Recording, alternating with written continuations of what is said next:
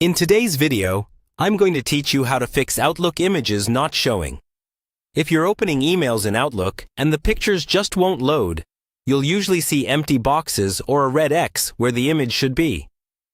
This is often caused by Outlook's security and privacy settings, which are designed to protect you from potentially unsafe content.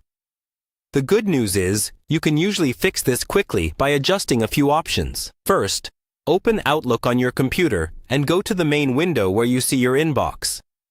At the top left, click on the File tab. This opens the Backstage view, where you can change your overall Outlook settings rather than just what you see in one message. On the left-hand side, look for Options and click it. A new window will appear with several categories on the left. From that list, choose Trust Center. The Trust Center is where Outlook manages security and privacy features, including how it handles images in emails. Now, click on the button that says Trust Center Settings. Another window opens, and here you'll find a section called Automatic Download. This is the key area that controls whether pictures are automatically downloaded in your emails or blocked by default.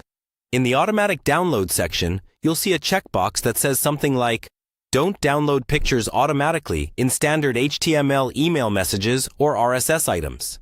When this is checked, Outlook will block images unless you manually allow them each time.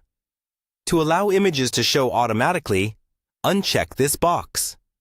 You'll also see some additional checkboxes underneath with more specific options, such as blocking images in messages from unknown senders or in public folders.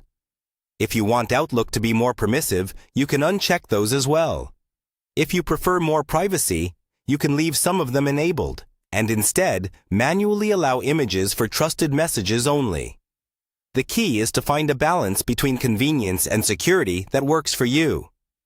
Once you've adjusted the settings, click OK to close the Trust Center Settings window. Then click OK again to close the Options window. Go back to your inbox and open an email that previously wasn't showing images. If everything is set correctly, the pictures should now load automatically.